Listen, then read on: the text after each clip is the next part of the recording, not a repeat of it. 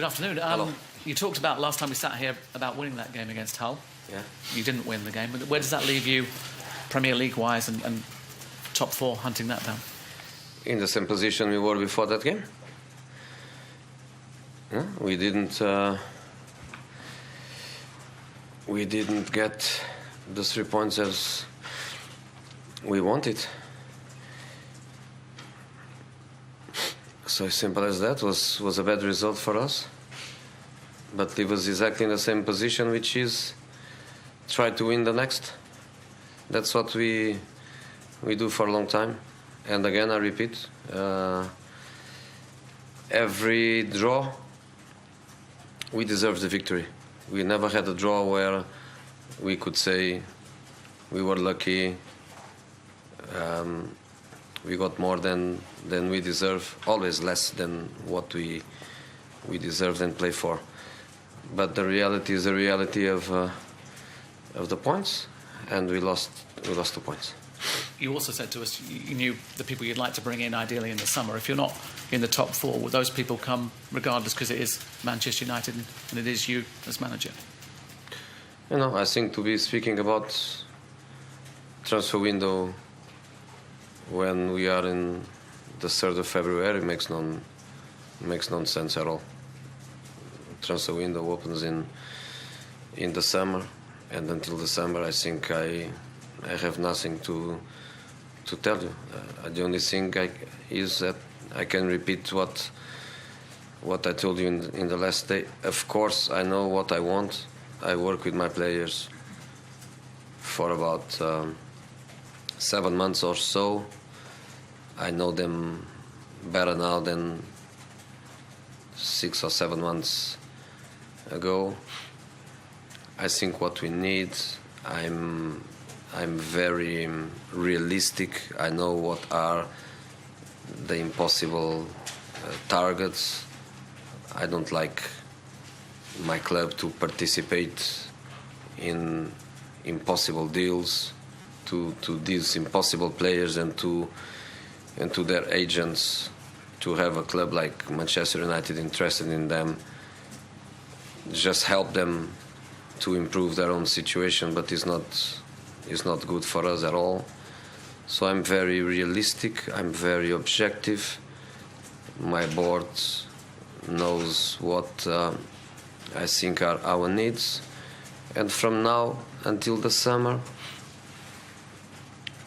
I just focus on my players, our competitions, my club, our fans, and try to get the best possible results.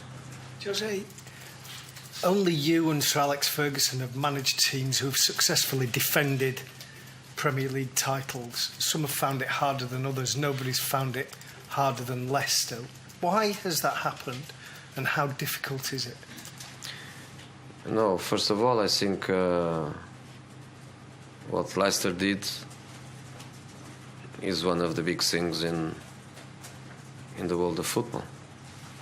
I think nobody, even them, would expect to be champion again. What they did was unique. What they did was so unique that Claudio deserved to be named the best manager in the world. It was amazing what they did.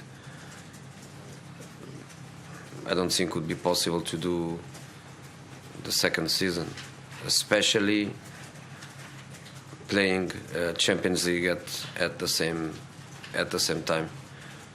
Champions League is hard.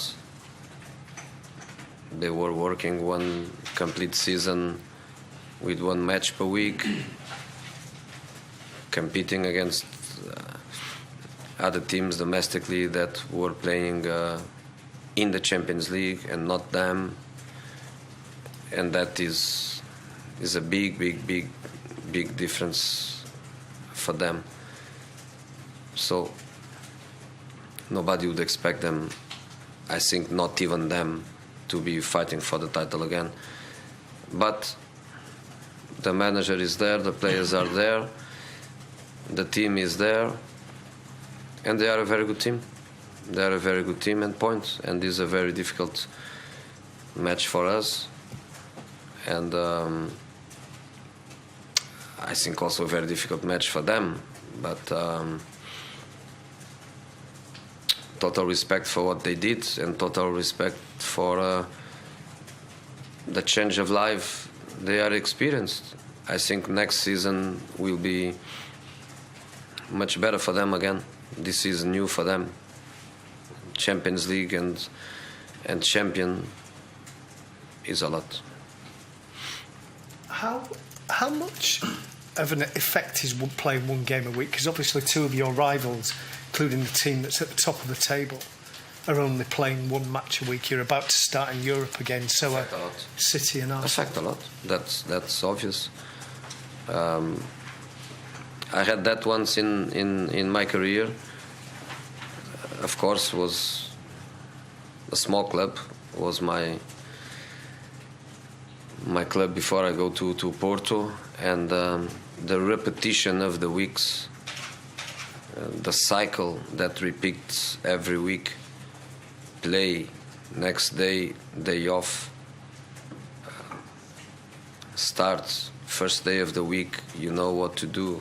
The second day of the week, you know what to do. The third and the fourth, you have always 4 days in a week to work. If a player is in fatigue, there is no fatigue. If the player has a small injury, there is no accumulation. So in the end, the team, by the tactical point of view, becomes better than the others that don't have the same time to work. Accelerate the process of